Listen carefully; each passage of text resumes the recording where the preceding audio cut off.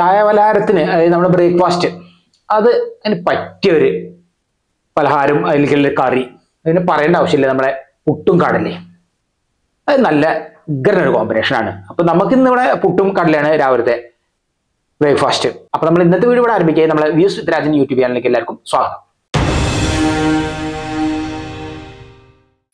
അപ്പോൾ നമുക്കിതാ തലേ ദിവസം വെള്ളത്തിൽ കുതിർത്ത കടല മറ്റു ചേരുവകൾ എല്ലാം ഇവിടെ റെഡിയാക്കി. അപ്പൊ ഇനി നമുക്ക് ഏതായാലും പുട്ടും കടലയും ഉണ്ടാക്കാം. അപ്പൊ എന്ന് വെച്ചാൽ ആദ്യം നമുക്ക് കടലക്കറി ഉണ്ടാക്കാം. അത് കടലക്കറിയൊക്കെ ആദ്യം ഉണ്ടാക്കി വെച്ചാൽ കാരണം കടല വേവാൻ കുറച്ച് സമയമൊക്കെ ഉണ്ടല്ലോ. അപ്പൊ അത് കഴിഞ്ഞിട്ട് പിന്നെ നമുക്ക് പുട്ടുണ്ടാക്കാം. അപ്പോൾ തലേ ദിവസം വെള്ളത്തിൽ കുതിർത്ത കടലയാണ്. പിന്നെ മറ്റ് ഉള്ളി കിഴങ്ങ് അതൊക്കെ ഒന്ന് അതിലേക്ക് നുറുക്കൊക്കെ ആണല്ലോ. അപ്പോൾ അത് തുടങ്ങാം.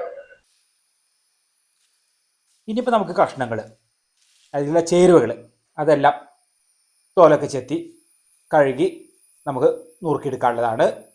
അത്യാവശ്യം കടലുണ്ട്, കാരണം ഞങ്ങളിത് ഉച്ചയ്ക്കുള്ള ഞങ്ങൾ ഊണിനുള്ള കറിയും കൂടി കൂട്ടിയിട്ടാണ് എടുത്തിട്ടുള്ളത്. അതാണ് ഇത്ര കടലെടുത്തത്. അപ്പം പിന്നെ ഒരു നേരത്തെ അടുത്ത് മതി. പിന്നെ വൈകിട്ട് ഞങ്ങൾക്ക് കഞ്ഞിയാണ്. അപ്പം ഇത് പാകമാണ് 2 നേരത്തിന്. ഒരു നേരത്തിനായിട്ട് ഞങ്ങൾക്ക് ഇത് ഉണ്ടാക്കിയാൽ വളരെ കുറച്ചല്ലേ ഉള്ളൂ. അപ്പോൾ അതുകൊണ്ടാണ് ഇങ്ങനെ 2 നേരമാക്കി ഉണ്ടാക്കി. പിന്നെ നല്ല രസമാണ്, ഉച്ചയ്ക്ക് ഊണിനും അതെ പറ്റിയതാണ്. നല്ല കടലക്കറി, നല്ലൊരു മസാലക്കറി തന്നെയാണല്ലോ. പിന്നെ ഇതാ നമ്മളതിലേക്ക് കിഴങ്ങുണ്ട്. രാവിലെ പുട്ടും കടല എന്ന് പറഞ്ഞു കഴിഞ്ഞാൽ അതൊരു ഉഗ്രൻ കോമ്പിനേഷനാണ്.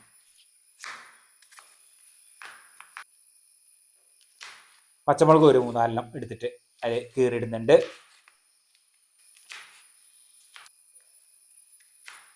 പിന്നെ ഇഞ്ചി നമ്മൾ ചെറിയ കഷ്ണാക്കിയിട്ട് നുറുക്കിയിട്ടുണ്ട്.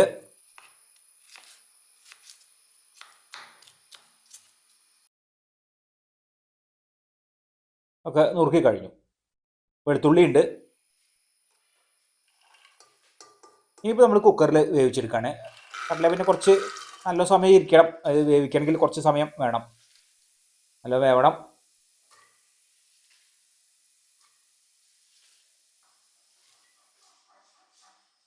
ഇനി അതിലേക്ക് മുളക് പൊടി,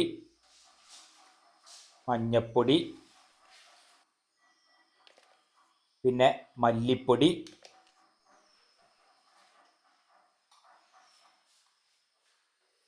പിന്നെ അതിലേക്ക് ഗരം മസാല ചേർത്ത് കൊടുക്കാം.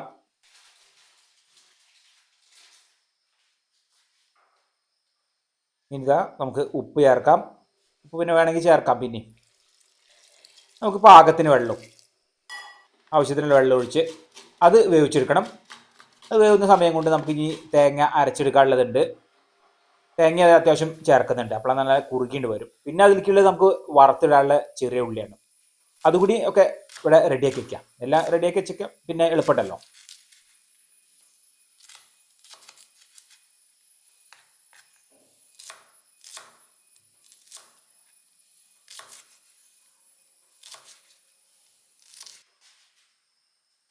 ഒരു 8 വിസിൽ കഴിഞ്ഞ ശേഷം ശരിക്ക് വെന്തിട്ടുണ്ട്. വെള്ളം ഉണ്ട്, എല്ലാം പാകമാണ്. നമ്മൾ ആദ്യം വെച്ച വെള്ളമൊക്കെ പാകമാണ്. ഇനി ഇത് അരച്ച് വെച്ചത് നമ്മൾ സാധാരണ പോലെ അരച്ചതാണ്, പച്ചത്തേങ്ങ അരച്ചതാണ്. അല്ലാതെ നമ്മൾ വറുത്തിട്ടല്ല, വറവ് അതായത് വറുത്ത അരച്ച അതല്ല.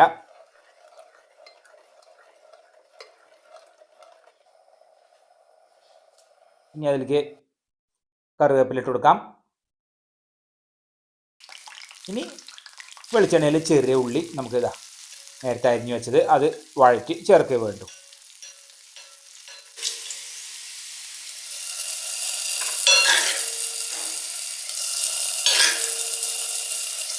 നമ്മളെ കടലക്കറി ഇവിടെ റെഡിയായി. ഇനിയിപ്പോൾ നമുക്ക് പുട്ട്, ഇനി അതിൽ പുട്ടുണ്ടാക്കാം. പുട്ടെന്ന് വെച്ചാൽ നമ്മൾ പച്ചരിയൊക്കെ ഇവിടെ തന്നെ നമ്മൾ തലേദിവസം കഴുകി അതൊക്കെ പൊടിച്ച് വറുത്തച്ചാണ്, പൊടി വറുത്തച്ചാണ്. അപ്പൊ ഇനി അത് നമ്മളെ പുട്ട് പൊടി പൊടിച്ചത് ഇവിടെ ഉപ്പുവെള്ളത്തിൽ നമുക്ക് ഇങ്ങനെ നനച്ചെടുക്കാം. പിന്നെ ഇന്നലെ ഇത് വറുത്ത് വെച്ച ആ ഒരു ചട്ടിയിൽ തന്നെ അത് ചെയ്യാം.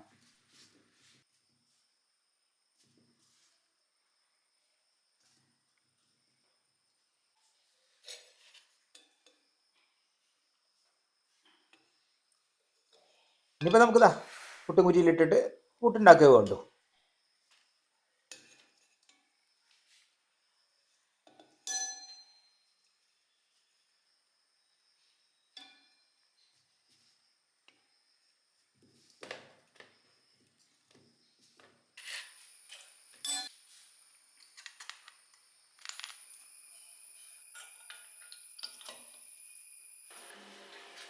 അപ്പോൾ ഇതാ നമ്മൾ പുട്ട് ഒക്കെ ആവി കയറ്റിയെടുത്തു.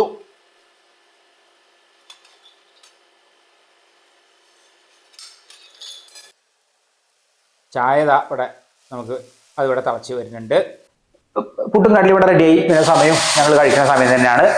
അപ്പോൾ അതിൽ നമുക്ക് കഴിക്കാം. പിന്നെ ഇപ്പം ഇന്നിതാ നേന്ത്രപ്പഴം ഉണ്ട്, പിന്നെ മൈസൂർ പഴം ഉണ്ട്. അതുകൊണ്ട് വേണ്ടത് കഴിക്കാം. അമ്മയ്ക്ക് വേറെ ചായ കഴിക്കായി.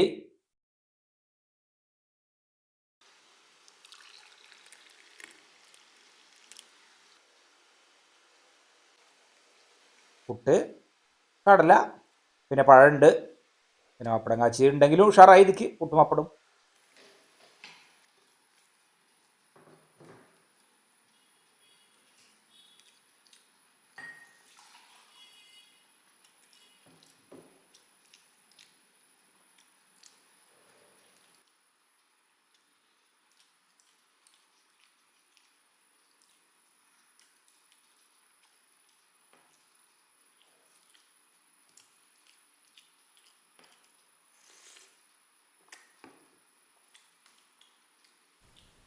ഇന്നത്തെ വീഡിയോ ഇഷ്ടപ്പെട്ടാൽ ലൈക്ക് ചെയ്യാനും ഷെയർ ചെയ്യാനും സബ്സ്ക്രൈബ് ചെയ്യാനും കൂടാതെ കമന്റ് ചെയ്യാനും മറക്കരുത്. ഇന്നത്തെ വീഡിയോ ഇവിടെ അവസാനിക്കും. നമുക്ക് അടുത്ത പുതിയൊരു വീഡിയോ ആയിട്ട് ഉടൻ തന്നെ കാണാം.